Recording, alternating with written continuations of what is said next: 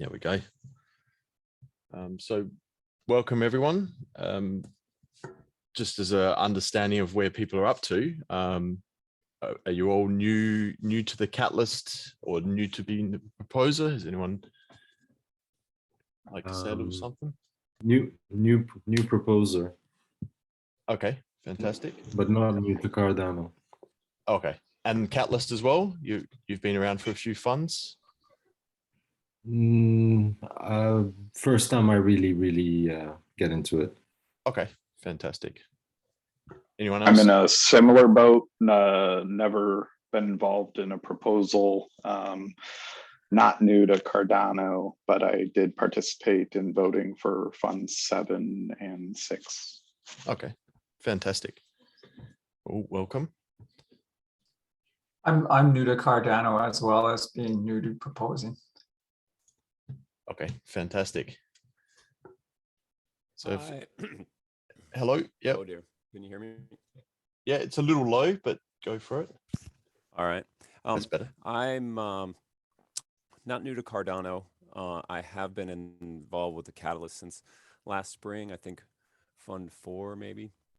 But this time I'm, and I realized I was a CA and et cetera, but I realized that I've never actually done a proposal, and I don't know really what the proposal process is like, I guess. So that's what I'm here for. Okay, fantastic. Just to the few people that have joined, we're just doing a bit of an introduction of where you're up to with understanding of the Catalyst system and proposal system. If you'd like to just pipe in with your experience of where you're up to currently. Maybe Jason or Osuma. You're on mute there. Yes, Usama. Osama, okay. Yes, hello. So yes, Osama from Germany. I'm interested in the proposals. How to propose, because we are aiming to propose in this fund. That's just a brief introduction. Okay, and have you been involved with Catalyst much, or just new to Catalyst? I can say I'm pretty new in Catalyst since I was just a voter in Fund 7, and I have seen a little bit last month what's going on Catalyst, but I am not very active in Catalyst. Okay, fantastic.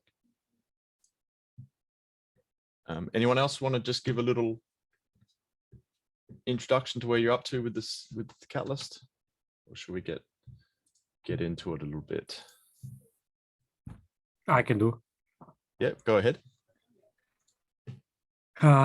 So I'm researching everything around Cardano for 3 months now, and I voted in Fund 7. I missed Fund 6 for a couple of days, so I voted in Fund 7, and in Fund 8 I intend to be a community advisor. Somehow I already managed to develop a proposal. Fair enough. And we'll see how it will go this month. Okay, fantastic. My background in electrical engineering and organic farming. Oh, okay. And that could be an interesting proposal there, I think. It's not related. Oh, really? Ah, damn. Okay. I have a proposal like that, but it's for a further fund. Further fund, yeah, fair enough. Fantastic. Okay, well, welcome everyone. This is the Catalyst School, and we're going to look at proposing in Catalyst today. So I'll just go through the slides a bit until I if there's any questions at any point, put your hand up, and we can discuss the questions. Basically, we're going to go through these points. So bit about what is Project Catalyst, what is the school, a little bit of information about how proposals work and how to submit. So first off, if you want to be a proposal the system that we're currently using in Project Catalyst is IdeaScale. This is the URL to log into IdeaScale. You will need an account set up in order to participate. If you do submit a proposal, then there's an opportunity to engage with the community on that platform. And there's also other avenues outside of that platform. But there is a comments section on each proposal. And quite often community advisors and other interested community members will come in and write comments. So keep an eye on that during the submission stage, the drafting and the submission stages. It does pay to engage and not just log in a proposal and then set and forget it, because it does show a level of participation if you do sort of tend to your proposal, and maybe some people will offer some good advices during the process, and you can actually update your proposal based on community feedback. IOG is the current steward of the Catalyst system, and it's basically their account on IdeaScale. So they do checks and things over during the process. All right. We can get back to Catalyst, to the IdeaScale platform in a little bit. Just a little bit about the school. As it says here, Catalyst School, a place to leverage the impact of Catalyst as a whole by improving the contribution of its different players and roles. It's interesting to note that the Catalyst School is actually a funded Catalyst project. So it was started by various people in the community that saw a need to actually host things like you're currently attending. Proposal was put in, selected by the voters, and funding it has been provided. So this program is kindly funded by Cardano community for the Cardano community, which is quite an elegant sort of situation, I think. You might have a question of exactly where the funds come from for the actual payments out of the community treasury. So the idea is that some people call it a tax. You could see it like this, but basically a small percentage of the transaction fees are collected. So instead of all of it going to the staking rewards, there's a small fee that goes from the process of staking and gets put aside inside the protocol into this community treasury. Depending on the price of ADA, it's a few $100 million available, a few $100 million, close to $1 billion at times when the price was a bit higher. So it's quite a healthy treasury. And at the time when the price was quite high, it didn't look like we were going to spend it very quickly. So it's a continual growing pot. And this time round for Fund 8, I believe it's hit 16 million. So it's essentially been doubling each fund. So last Fund 7, it was 8 million. Okay. So how does that 16 million or the pot for each fund get distributed?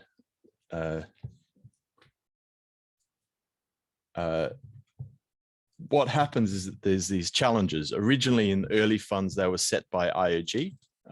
They had an internal committee that decided what the direction of Catalyst was going. And like all things Cardano and IOG,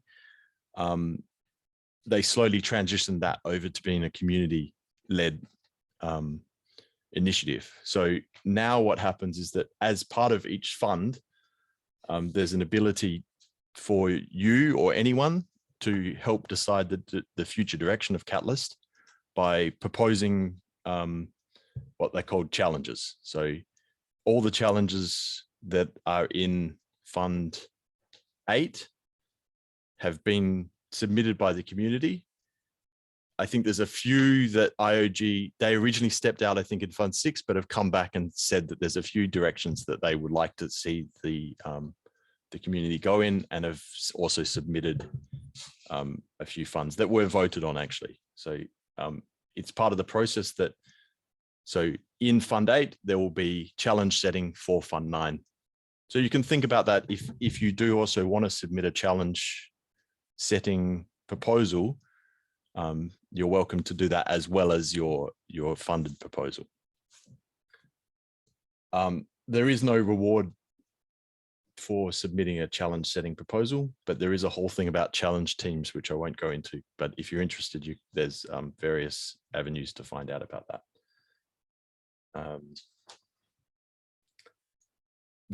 Each challenge is then based on the voters and the writer of the challenge creates the challenge with the pot of money for each of those challenges. So that 16 million is going to be split over various challenges, which you can see on the Idea Scale platform at the moment. You can go in and have a look at what the splits are.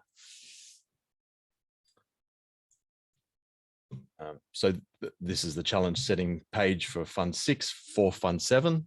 And at the time there was $5.4 million to be split for Fund 7. That's now been increased to 16. Okay, so let's have a look at what the roles are inside Catalyst. We have you guys who are currently here to find out about the proposals. These are the people that come up with the ideas and write the actual proposals and submit them. We have the QA stages, which some of you have been involved with. These are the community advisors or the CA. They're responsible for assessing the proposals to make sure that they fulfill the requirements of a proposal, which we'll go into shortly. And then we have a veteran community advisor body that then reviews to make sure that the assessors are behaving and following the guidelines. If you're interested, there's a body of various degrees of activity of proposal mentors. I've been a proposal mentor in the past. And these are people who maybe understand the system or understand the proposal process or understand various aspects and can help you in various ways. Lots of them do it voluntarily, or if you want to engage more with them, you can offer them some sort of remuneration for their participation in helping you write your proposal.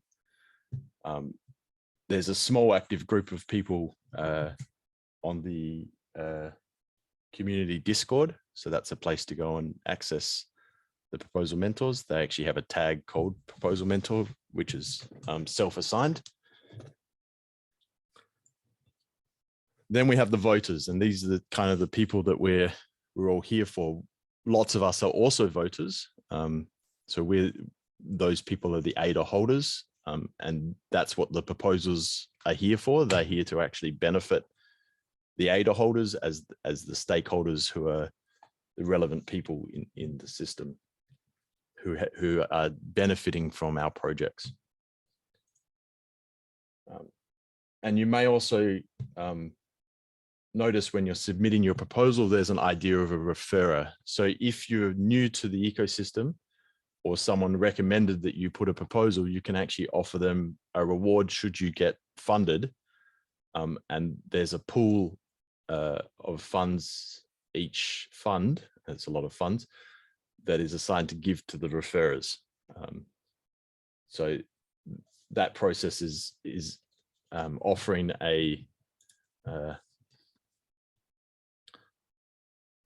offering up an email address and then giving a wallet address to receive a benefit for referring.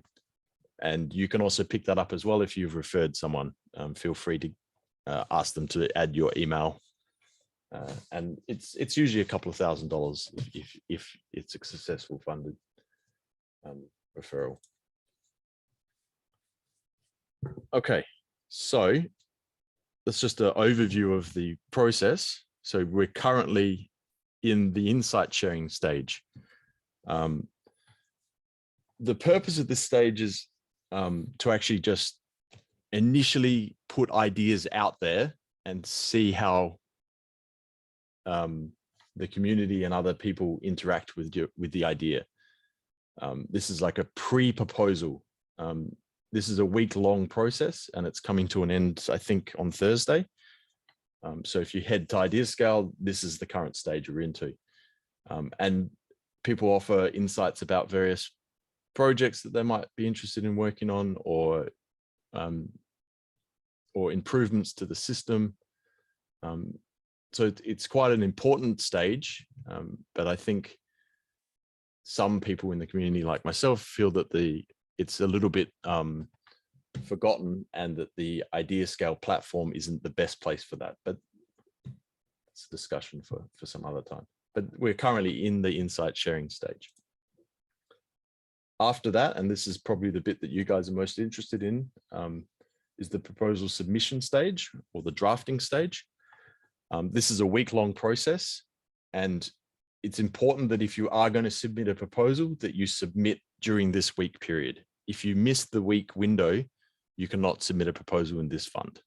So be aware of that time. I believe it starts on Thursday and runs till Thursday.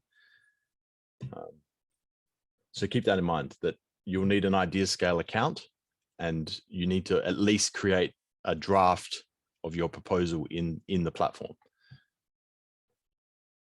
If you do add more details into your draft, then you get the opportunity to engage with the community and get that feedback, which is quite an important part of the process, so that you can improve your proposal as time goes on. But also don't feel that you have to have a complete proposal submitted at that stage. You do have another further refinement period, which is another week-long process, where the submission stage is closed, so no more proposals are accepted, and you get an opportunity to refine and edit and engage with the community about your proposal. So each of these are a week-long process, and then there's a final week-long process of finalizing your proposal. So there's a deadline that I'm not sure exactly the date, but basically 3 weeks from the submission date, from the opening, is the closing date. And at that point, the process closes and you no longer can edit your proposal. After that's all done, the proposals go into the quality assurance stage. And this is an opportunity for proposal assessments by the currently named community advisor body. And they go through and read, as a body of community members, read all the proposals and check it against the challenge criteria, and also against the 3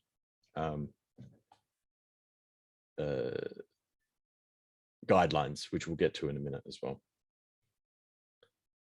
They will assign a score out of 1 to 5, basically like a Amazon rating system, or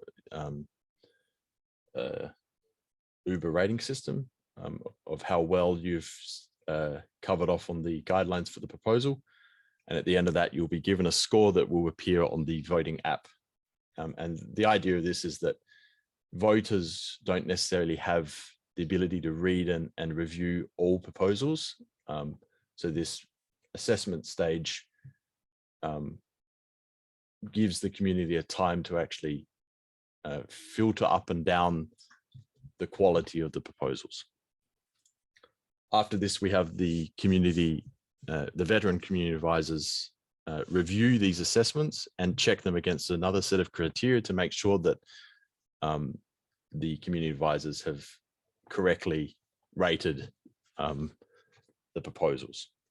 So that's the quality assurance stage, to make sure that proposals that are coming in and ending up in the eyes of the voters have at least been looked at by incentivized community members, to make sure that the quality gets through, so that poorly submitted proposals are filtered out.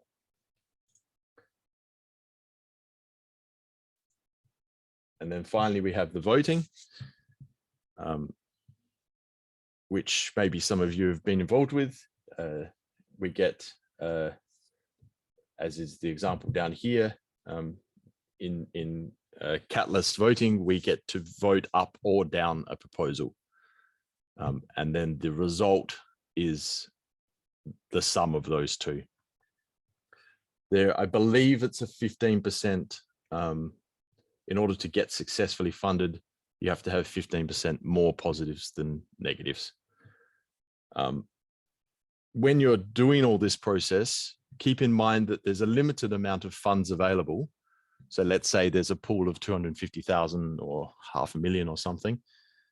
If you put a proposal in for all those funds, and someone puts a proposal for 10,000 of those funds, you won't get funded because you asked for an amount of funds that was higher than available at the point of, it's kind of hard to explain. Does that make any sense? Or should I explain that better, guys? Yeah, okay. So there's a bit of a balance when you're doing a proposal to balance off the needs of you fulfilling the proposal against the available funds and other proposals that are proposing in the challenge. So the best idea is to really get clear on what's the minimum amount you need to actually achieve what you want to achieve, so that if you do get funded, you can actually achieve it without underselling you and your team, but also not over asking, which risks you not getting funded because you're out of budget at the point of your vote. Let's have a look at this proposal example, maybe. I'm in Russia, so they block my IP address. So we'll just quickly do this.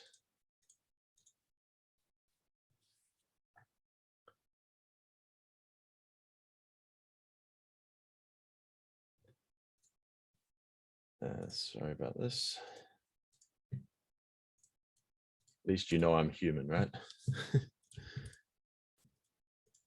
Oh.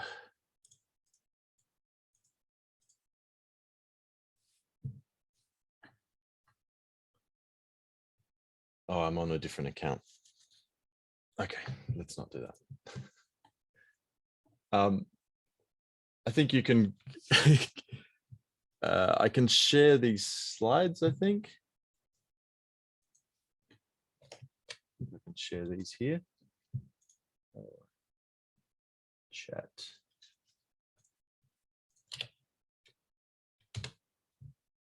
Can someone just check to see if they can read those slides, and maybe you can link through to the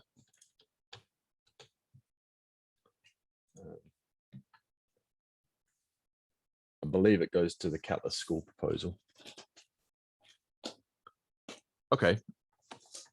So this is the assessment criteria. So on top of the challenge, how the challenge is actually written. So make sure that when you're writing proposal that you've read the challenge and that you're actually catering to the needs of that challenge. You'll also be assessed on these three factors: the impact of your project, the feasibility of your project, and the clarity or auditability of your project. So the impact addresses how will your project benefit the Cardano ecosystem. Obviously, if you're doing a proposal for farming cows somewhere but have no blockchain relevance, you're not going to be able to be impactful to the Cardano ecosystem. So there needs to be a nexus between your proposal, the challenge, and how you're involving and benefiting Cardano. Feasibility is how likely you are to achieve it, how aware of what team you have or need. So by all means, you don't necessarily need to have your full team in place. You might just be able to recognize that you need, a dev, a designer, and various other bits and pieces that you will need to fulfill your proposal, whatever that might be. But in your proposal that you've addressed that you know what you need and in order to achieve success. And then finally, inside your proposal, it's a question of how clearly you've communicated your proposal, and how is there something in your proposal that can be recognized, checked against, right? So have you given a roadmap to implementation? Have you included some milestones to measure against? And have you included performance indicators that you can check and report on? Because once you're a successful funded proposal, there is reporting requirements. So these can be adjusted if you do become successful. You can definitely revise them based on new information. But just keep in mind that without those three factors, CAs will be marking down your proposal.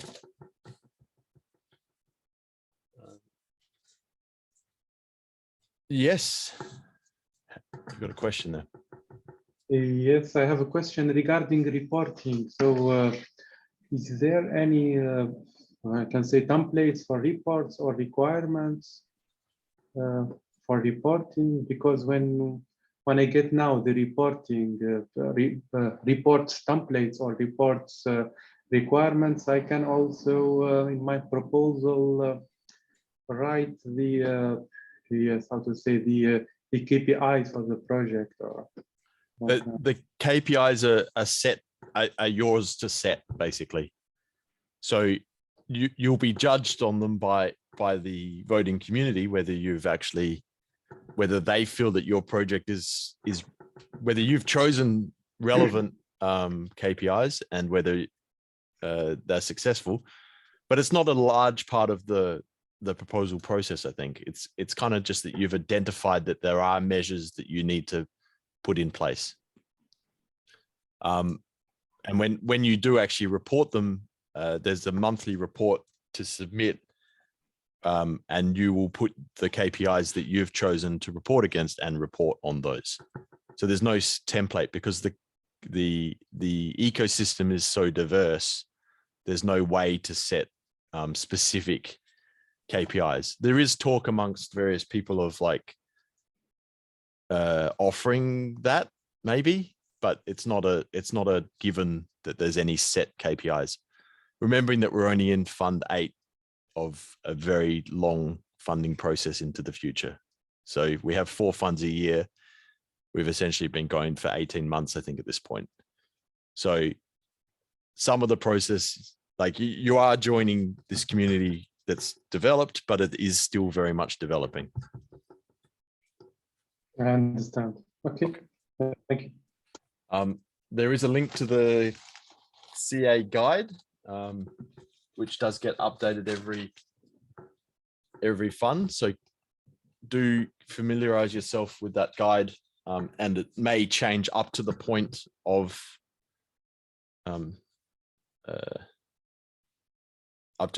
submission. So familiarize yourself with the guide. And so if did you get access to the slides, guys? No, I shared them in the chat. So you can get to the CA guide from there. And there's also I mean, we can look at this video later if there's time, if there's interest, or we can watch it by yourselves at a later date. This is a good place to, again, on the slides, it's probably better because then you can actually click on these links. But basically there's a bunch of places. The main Project Catalyst Discord server was a community developed project back in Fund 3, I think, or even earlier. Then there's the official Project Catalyst Telegram group for projects. So that's quite easy to get to. And you could definitely join any of these places now and start engaging with the community and asking your questions there. The community advisor group is very active on Telegram, discussing all sorts of issues. They tend to be the most active, even if they're not necessarily doing the role of the community advisor, and discussing various aspects of the process and possible changes. If you're interested in more courses, and I believe there's still one-on-one, but I'm not 100% sure. There's the Catalyst School Discord server, so feel free to go and join that. There's also the Swarm, which is another community initiative, which happens every Saturday, and you can definitely attend those and discuss or join in on other people's discussions. If you're technical, the Gimbal Labs is a very active part of the community. They've been around for a long time. They definitely work on Plutus development and other bits and pieces. So if you're technical, head there and want to discuss those sorts of things. And if you're in the Eastern Hemisphere, there's the Eastern Town Hall. Other than that, there's also the normal town hall, which runs every Wednesday, I believe at 6 p.m. UTC. Reach out to the community if you're interested in finding that, or sign up to the newsletter. It's announced all over the place, but it's definitely a good place to come and hear about the latest updates to the community. And after each town hall, the Catalyst Swarm runs an after town hall session with various breakout groups where you can attend different discussions or even host your own. That's kind of the idea of the Swarm. It's very fluid. So if you want to discuss your proposal, you can head there. I sometimes host during the proposal stage, like discuss my proposal in the after town hall. So if you want to tell people about what you're doing and see if there's any possibilities for collaboration or field questions and just generally market your idea, you can definitely attend that, and either I or someone else, if they're interested, can host an after town hall session. Okay, so yes. Quick question, Phil. Yeah. Some of the links to the Discord channels are expired. Is there a way to get the updated ones? Yep, I will share those with you. Yes, the Swarm Swarm Discord is. Okay, sure. I'll just grab that quickly. If I can find it. There's also the Swarm also runs an Idea Fest, which is a larger event towards the end of the proposal process, in the last week, I think, or after the proposals have closed, where you can actually attend what we call the Idea Fest, where you can promote your proposal. That's a good place to go as well. So keep an eye out for Idea Fest and after town halls. Where is the Swarm? Concerning the town halls, I understand that there's two, right? There's an Eastern Town Hall, which is for the Eastern Hemisphere. You can attend either or both if you want. But there is two, but the Eastern Town Hall is a bit different format, and it's not hosted or operated by IOG. So it's an independent group that runs it and presents different ideas, and also hosts in Vietnamese, in Korean, in Japanese, Chinese. Okay. So it's okay. So that doesn't apply. I'm in Dubai, so I think the normal town hall, I think, is about 1 p.m. Eastern Standard Time, right, on Wednesdays? 6 p.m. UTC. So I don't know. Yeah. So 6 p.m. Greenwich Mean Time, or so yeah, 10 p.m. Dubai time. Cool. Yep. Cool. So it could be worth popping into the Eastern Town Hall and seeing what they're up to. And it could be a value for you, but it depends on you, of course. So the both town halls have the breakout rooms and the The Eastern Town Hall is more just breakout rooms. Okay. They split into their languages, but they also have an English one with a lot of Australians and New Zealanders and various other people pop in there. So they're probably both valuable. But I don't attend the Eastern Town Hall because I live in Russia, so it's not a convenient time for me. Just trying. And sorry, the Eastern Town Hall is held when? On Wednesday as well? Or You'd have to check that yourself. I don't recall. okay. If you pop into their server, probably do that. I'm just trying to find this swarm for you guys still. Anyone else got a question there? Yeah, I got a couple of questions. Sure, go ahead. Yeah, so one of them is, can you talk a little bit more about like what defines the challenge criteria, where to find it? And is this related to like the different breakdowns you see in the sections of like gaming and dApps and all those other sections that there are? Yes. And then this, oh yeah, go ahead. Yeah, so that it looks like, so by the way, it looks like the swarm is invite only at the moment. So if you are interested, maybe post, let's finish fielding the questions, and afterwards I'll invite whoever's interested to join the swarm session. So in regards to challenges, you can go to, I'll pop it open on another browser that will work so we can actually look at it. So I was saying earlier that you need an idea scale account in order to access these and in order to make a proposal. And once you do that, you'll be able to see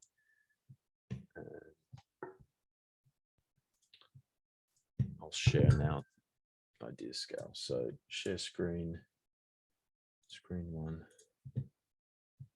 You can see yourselves, I think. So here, this is the, can you all see this? Can you see Yes. this? Yep. Okay. So this is the active, this is the main screen, cardano.ideascale.com. And these are all the challenges that you were mentioning. There's quite a few of them this time, quite a few.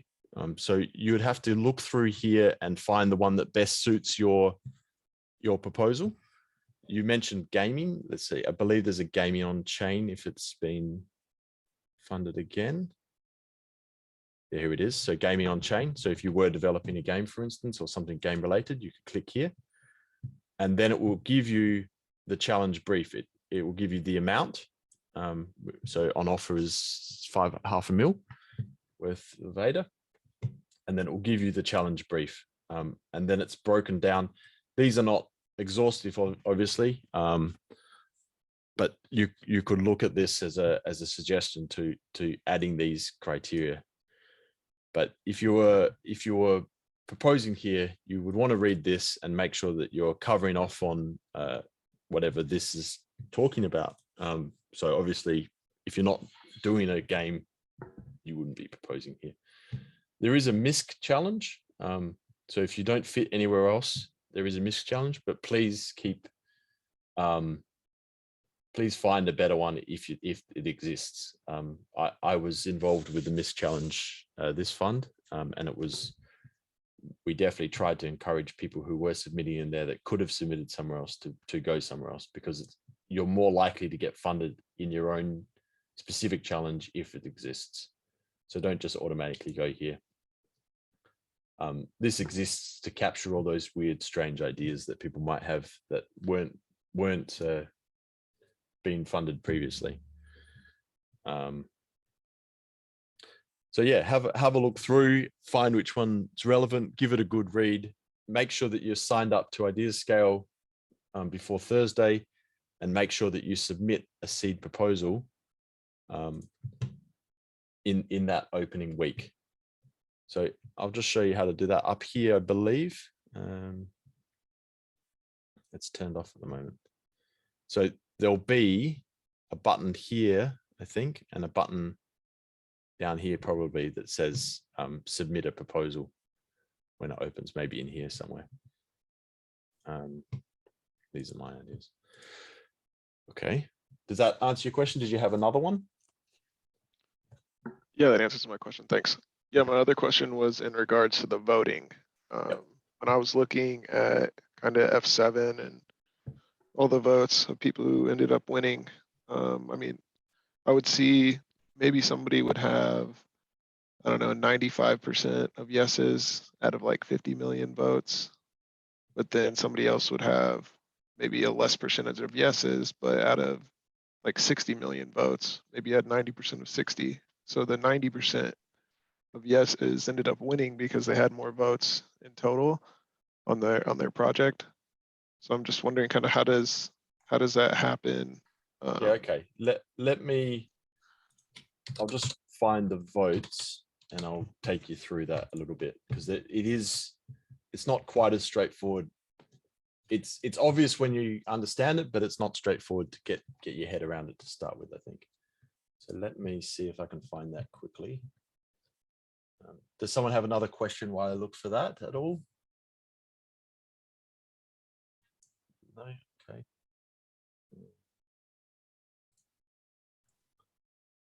Hello. Can you? Yes. Okay, good. I think you guys can hear me. Yeah, go for it. The voting this is just a comment. And Jansen, what you discovered, there is some weirdness with the voting, because there's upvoting, voting for, and you can also downvote. And then I guess, and I'm interested to see what Phil shows us. It will like the total number of votes. But there's some strategy and there's some interesting things here, and I was not fully aware of that from the previous rounds. So watching this, I think will help you as a proposer, and also as a voter. So this will be good. Actually, I have a better way to do this as well. So I'll share this link with you guys as well. How do I do that?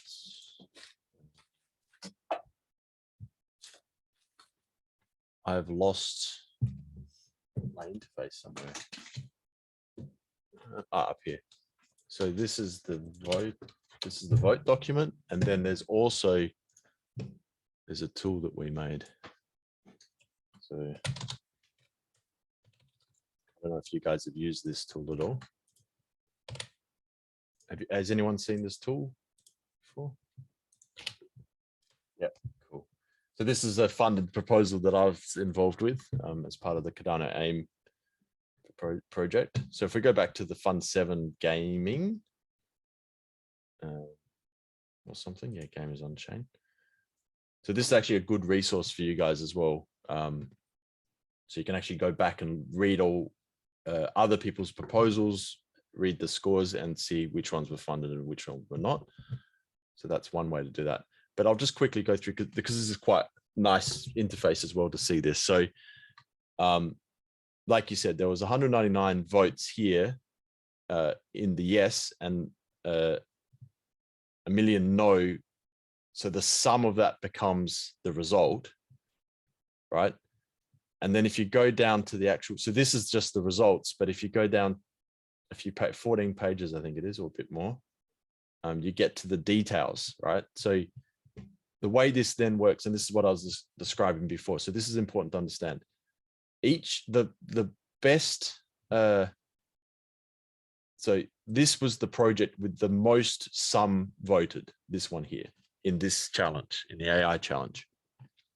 They had a budget of 120,000, and it doesn't have it here, but there was an initial balance of what, 500,000. So off comes the 120,000, and there's 380,000 remaining. So the next best one is this one, right? They had 110, so that comes off, and that all makes sense, right? So it goes in order of who got voted. But when we get down to this point, this decentralized physics simulations, right? They were quite well rated. They had a lot of people voted for them. Good voting. But they ended up, so they were slightly below this, but they asked for 35,000, but there was only 27,000 remaining of the pool, because all the ones that were higher sum voted take from the pool first. So they actually missed out because they asked for 35,000. If they'd asked for 25,000 or even 27,000, they actually would have got funding and the one below them wouldn't have. Does that make sense? Yeah, that makes sense. I guess my question more was like, so if you look at that one, the physics one that you're highlighting, it was like what, 66 yes, 2, 3 no. The one right above that has a higher percentage of no's than the one below it. So I'm just kind of wondering. Yes, but it had a higher No, and I get why that one won, right? Because it had more total votes, yes, in the voting result column. So I understand how it works. I'm just wondering, like, for what reason did that one get more total votes, I guess, is like in the vote yes column. Like, because if the physics one, I guess, would have gotten, but like, how does that work? It's like a vote, right? So we can't know what, like 211 unique wallets voted for this and 262 unique wallets voted for this, right? So that they're not the same wallets, they're different wallets necessarily, right? There was the top one got 1,100 votes, right? So it's a voting process. No one needs to vote for everything. So it's all depends on the holdings of these wallets, how much ADA they hold in total, and whether they voted yes or no. So it's the sum. So it's this number over here. I see what you're saying, but we can't know this. This is like the secret ballot element of the vote.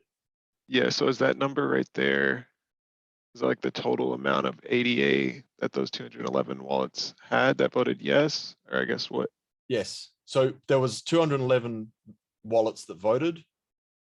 Of the holdings in that, 69,000 voted yes and 6.5 million voted no.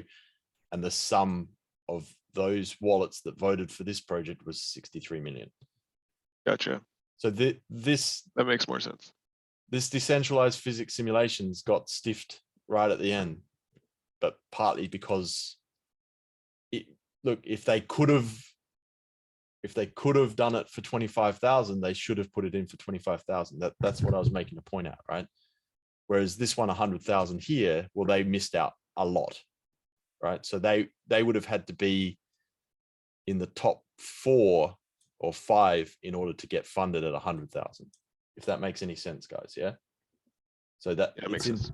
It's important, very important that you apply for the amount of funding that you need to fulfill the project. So that it's a delicate balance between getting funded and not. See, look, this one down here, look, this one here, lowly rated, 28 million votes, but got funded because they had they were the next lowest at the end of all these. So that's a very interesting case there.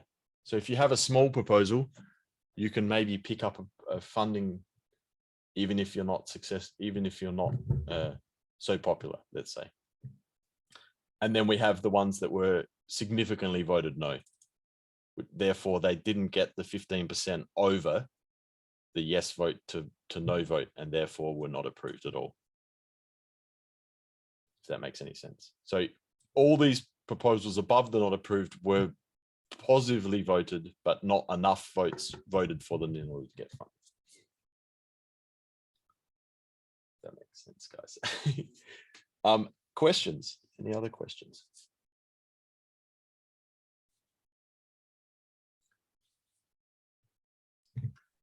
Yeah, I have a question. My question is a little more specific, I think, than some here, but I hope this applies to other people here too. I'm interested in following up on a project from Fund, I guess, 7. Mm-hmm. In Accelerate Decentralized Identity, actually. And they put one of those big projects, where the idea is they're trying to generate a lot of interest from the community. It's a multi-year thing. And there's a lot of, like there's a lot of Discord. I guess I can go to Discord and just follow up with individuals on there. Like, I guess my question is there one person that sort of owns the proposal, like as the submitter? Like, is there a sort of a primary contact if we want to follow up, especially on ones that were like Fund 7 or Fund 6 or whatever. Yeah, if you go on the community landing page, which is the root of this, so Cardano That's fine. Catalyst, we've included Oh. in the resources the is it resources statistics, official statistics, the voting results for each of the previous funds. Yeah. So you can open that document, and in that document you'll get this, and you can click on this and open the ideas scale. And then in here, you can communicate with them in ideas scale. It's not ideal, and some people don't use ideas scale that much, but then you can get the main proposal here. Okay, in this case, it's a group. I was just kind of wondering, like, you know, how cool is it to respond to something from November 21 in ideas scale? Like, I guess I could, and maybe they're monitoring it. And yeah, it's not ideal, but it is connected to the email, so they'll get a ping of an email. So I, as a proposer, some random people have communicated on ideas scale that then comes to my email. I'll go back and say, hey, let's communicate through that. yeah, okay, I found a way. Thanks. That's yeah. Yeah, So thank you. it's there. It's probably less than ideal, and maybe that's something we can add to the voter tool at some point. But at the moment, there's no. That email is kind of locked up with privacy in the ideas scale platform. And actually, the second part of my question then is like, this has to do with Gimbal Labs. Okay, well they have a server, so you can go straight to them on the Discord server. It's just, I kind of don't really know anybody too much over there, you know, and that's okay. Just ping them. Just say, hey, I'm asking a question about this proposal, and just have a phishing exercise. The community is extremely engaged and welcoming, right? So we've all been where you've been. We've all submitted our first proposal, right? So and networking is an amazing part of Catalyst. So if you find other people that are proposing similar proposals, then by all means communicate with them. Maybe you can join forces and have a stronger proposal. So it's definitely like worthwhile doing that. Yeah, okay, thanks. So feel confident, reach out, communicate with people. It's a welcoming community, really. Thanks. Anyone else got a question?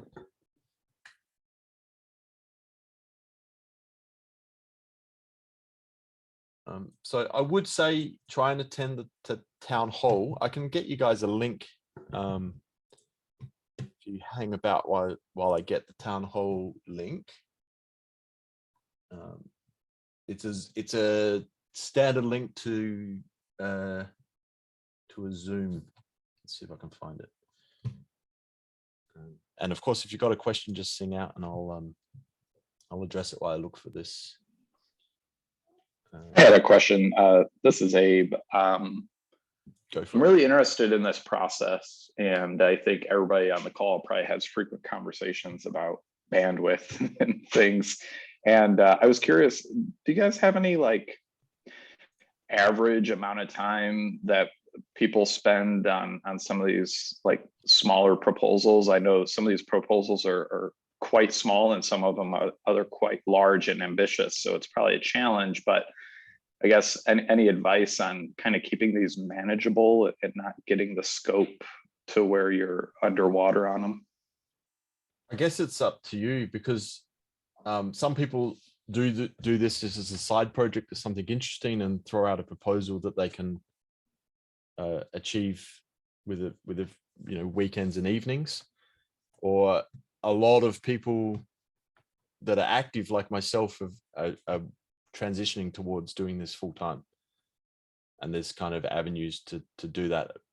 I don't know if anyone's fully successfully replaced a full year's salary yet, but you definitely could with the right proposals and the right mix of how you engage. So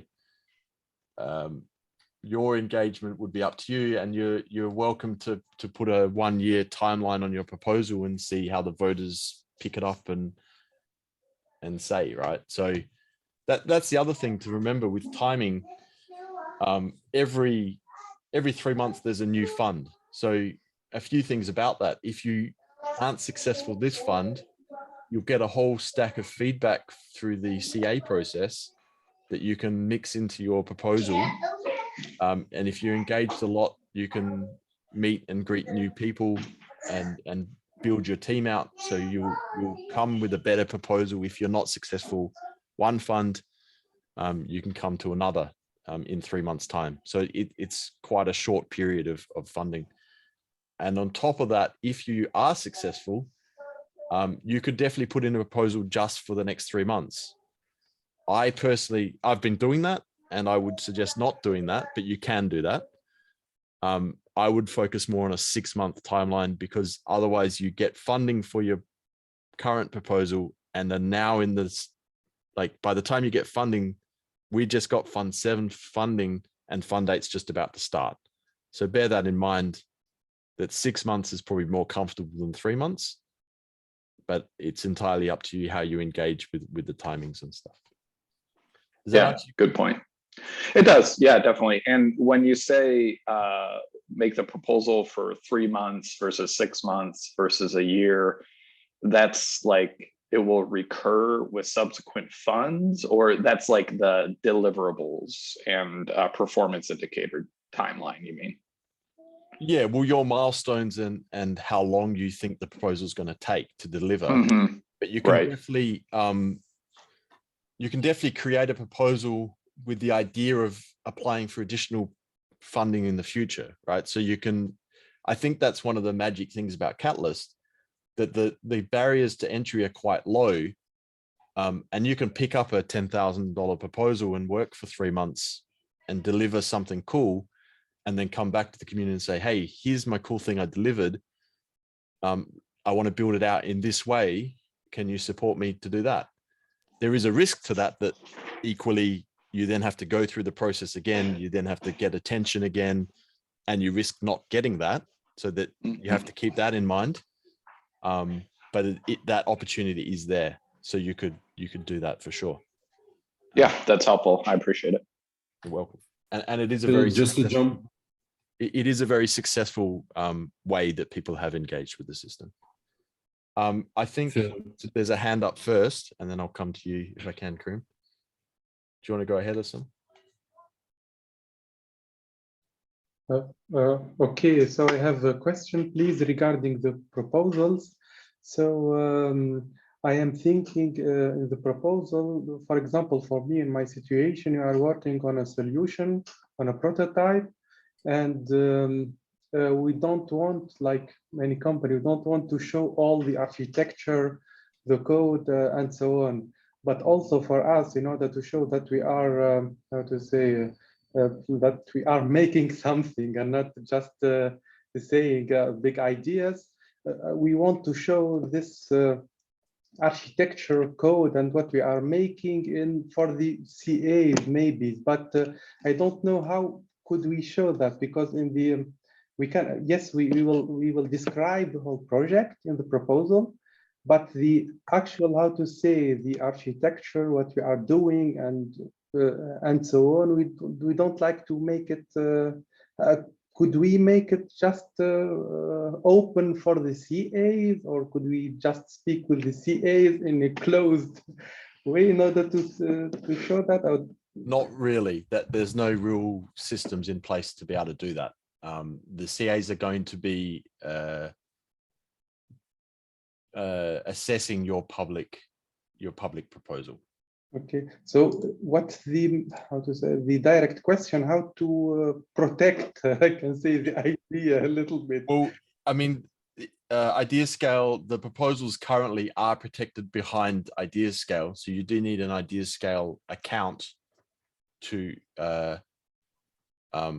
access proposals, but anyone can set up an idea scale account. So I don't think anyone would expect you to release the public information publicly your commercial information. So that's not a requirement, but communicating that you have this and maybe code snippets or a video of the demo of something, or or screenshots of something. And you can always, as I said, participate in a after town hall or ideas fest and promote your idea in that way as well. So no one's necessarily expecting you to have technical to release your technical specs or anything like that in order to get funding. It's more the idea that's important, and the fact that you can execute it. So if you think about the 3 criteria, you've got feasibility, you've got impact, and you've got accountability.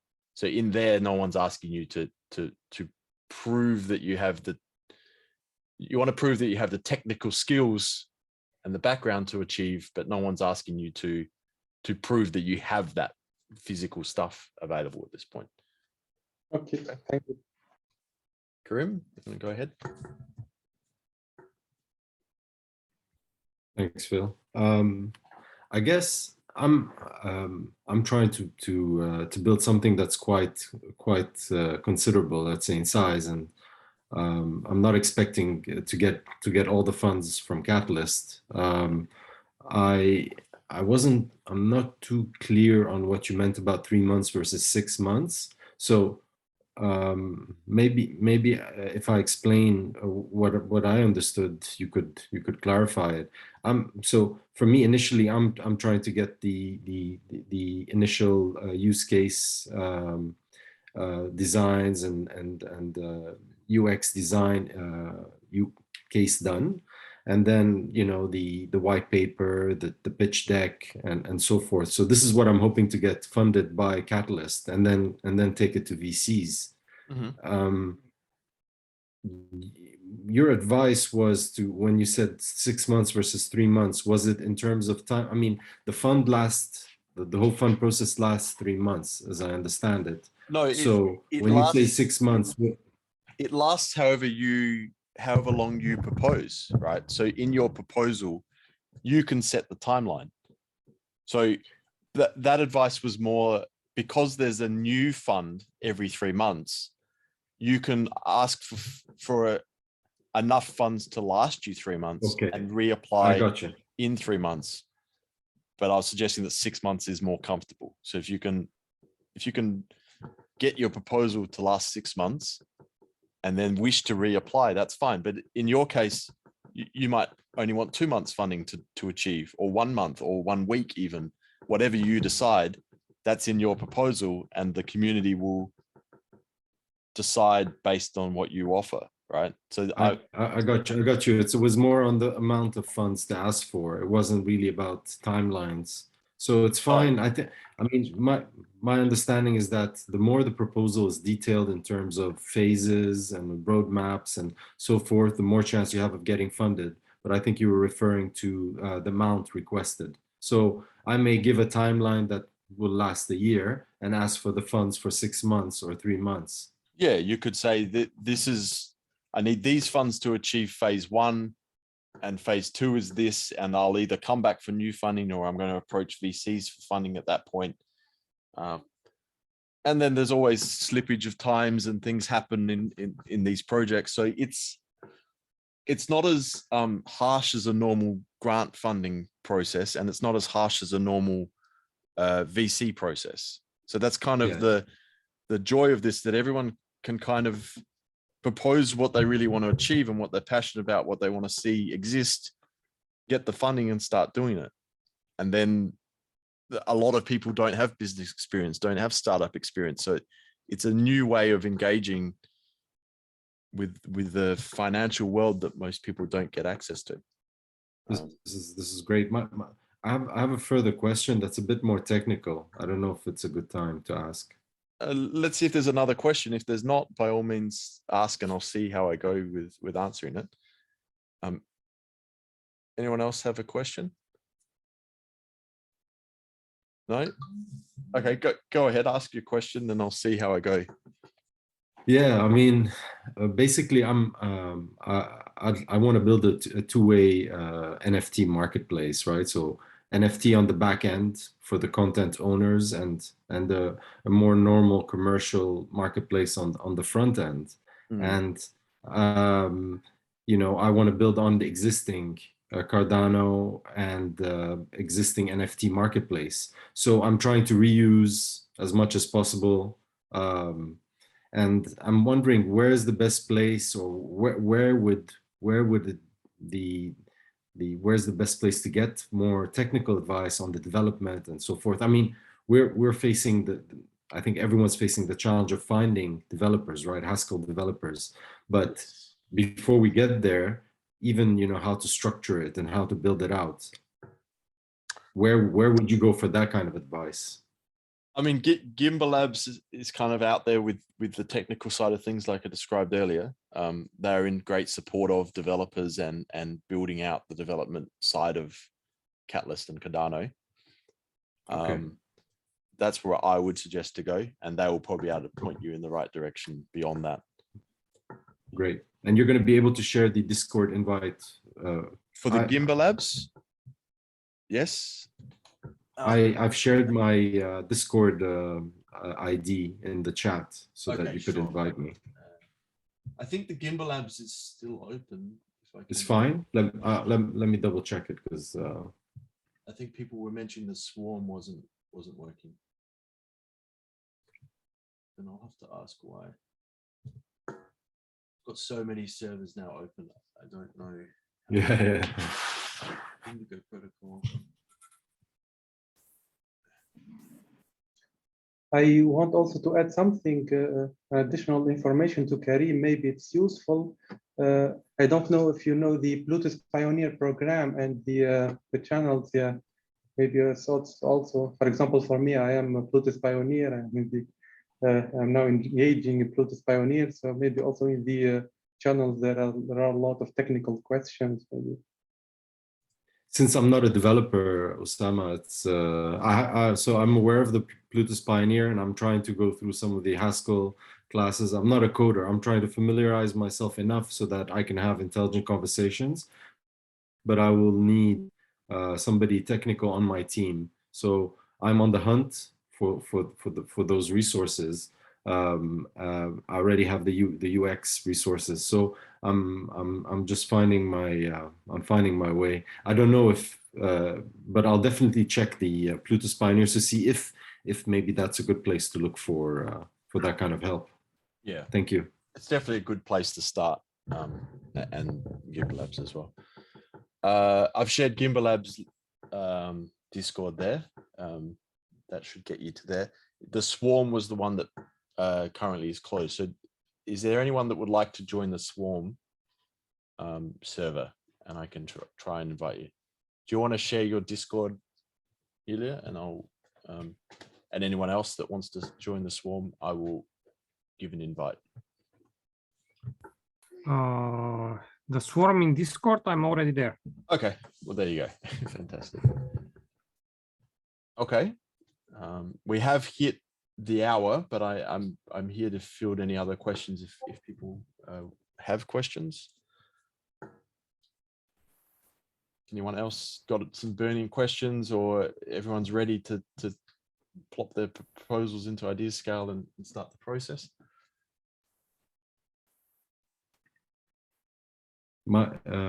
Phil, just to confirm, you were able to send me an invite for Swarm? Okay. Cool. No, that was Gimbal Labs that I've sent you. If you, I got into, you're right. The Gimbal Labs invite was good on the deck, but I'm still looking for one for Swarm, please. Okay, this is you here, yeah. Okay. Sahyun K, yeah. I'll get you into the Swarm.